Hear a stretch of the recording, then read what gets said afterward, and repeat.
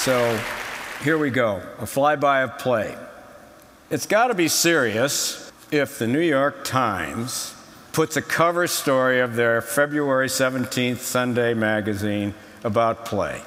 At the bottom of this, it says it's deeper than gender, seriously but dangerously fun, and a sandbox for new ideas about evolution. Not bad. Except if you look at that cover, what's missing? You see any adults? Well, let's go back to the 15th century. This is a courtyard in Europe, and a mixture of 124 different kinds of play. All ages, solo play, body play, games, taunting, and there it is. And I think this is a typical picture of what it was like in a courtyard then. I think we may have lost something in our culture. So I'm going to take you through what I think is a remarkable sequence. North of Churchill, Manitoba, in October and November, there's no ice on Hudson Bay, and this polar bear that you see is 1,200-pound male. He's wild and fairly hungry. And Norbert Rossing, a German photographer, is there on scene making a series of photos of these huskies who are tethered. And from out of stage left comes this wild male polar bear with a predatory gaze. Any of you have been to Africa or had a junkyard dog come after you, there is a fixed kind of predatory gaze that you know you're in trouble. But on the other side of that predatory gaze is a female husky in a play bow wagging her tail. And something very unusual happens. That fixed behavior, which is rigid and stereotyped and ends up with a meal, changes. And this polar bear stands over the husky, no claws extended, no fangs, taking a look, and they begin an incredible ballet. A play ballet.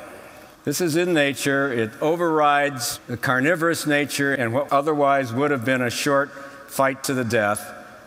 And if you'll begin to look closely at the husky that's baring her throat to the polar bear, and look a little more closely, they're in an altered state. They're in a state of play. And it's that state that allows these two creatures to explore the possible. They are beginning to do something that neither would have done without the play signals, and it is a marvelous example of how a differential in power can be overridden by a process of nature that's within all of us. Now, how did I get involved in this? John mentioned that I'd done some work with murderers, and I have. The Texas Tower murderer opened my eyes, and in retrospect, when we studied his tragic mass murder, to the importance of play, in that that individual, by deep study, was found to have severe play deprivation. Charles Whitman was his name.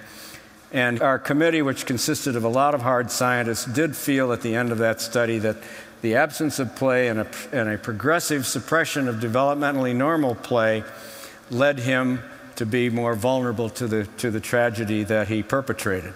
And that finding has stood the test of time, unfortunately, even into more recent times at Virginia Tech.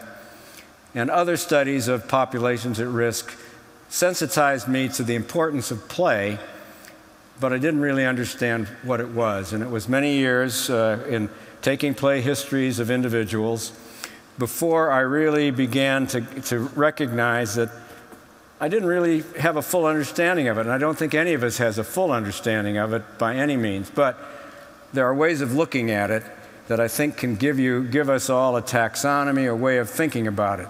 And this image is, for humans, the beginning point of play. When that mother and infant lock eyes, and the infant's old enough to have a social smile, what happens spontaneously is the eruption of joy on the part of the mother, and she begins to babble and coo and smile, and so does the baby. If we've got them wired up with an electroencephalogram, the right brain of each of them becomes attuned. So that the joyful emergence of this earliest of play scenes and the physiology of that is something we're beginning to get a handle on. And I'd like you to think that every bit of more complex play builds on this base for us humans. And so now I'm going to take you through sort of a way of looking at play, but it's never just singly one thing. We're going to look at body play, which is a spontaneous desire to get ourselves out of gravity. This is a mountain goat. If you're having a bad day, try this. Jump up and down, wiggle around. You're going to feel better. And you may feel like this character, who is also just doing it for its own sake. It doesn't have a particular purpose, and that's what's great about play. If its purpose is more important than the act of doing it, it's probably not play. And there's a whole other type of play, which is object play. And this Japanese macaque is made a snowball, and he or she's going to roll down a hill. And they don't throw it at each other, but this is a fundamental